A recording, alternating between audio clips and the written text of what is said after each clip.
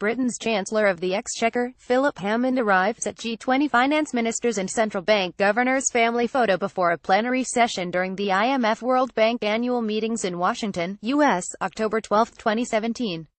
Reuters. Yuri Grippas, London. Reuters. Chancellor of the Exchequer Philip Hammond apologised for describing the European Union as the enemy in the Brexit negotiations, an embarrassing stumble for a man who is under fire from within his own party over his approach to the talks. In an interview with Sky News Television on Friday, Hammond tried to quell the anger among some Conservatives who have accused him of taking too soft a line with Brussels.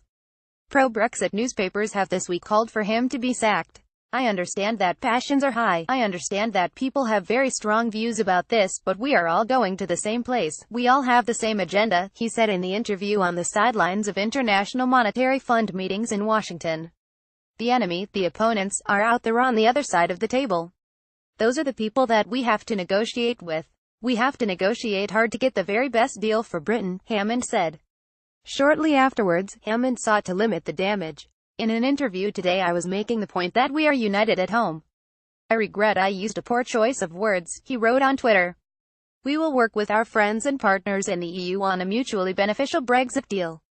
Hammond infuriated pro-Brexit newspapers this week and was criticised by some Conservatives, including former Chancellor of the Exchequer Nigel Lawson, for not agreeing to spend money now on preparations for the possibility of Britain leaving the EU without a deal.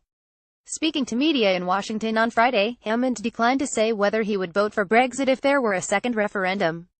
Hammond, who campaigned for Britain to remain part of the EU ahead of the June 2016 vote.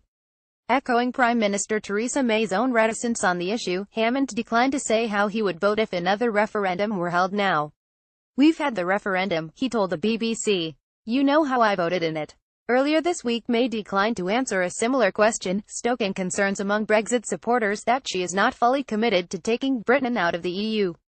On Thursday, May's spokeswoman said the Prime Minister had full confidence in her Chancellor. Hammond was forced into another U-turn earlier this year, when he dropped a plan to increase Social Security contributions by self-employed workers after uproar among Conservative lawmakers who said it broke a 2015 election promise. Reporting by David Milliken and William Schomburg. Editing by Angus McSwan.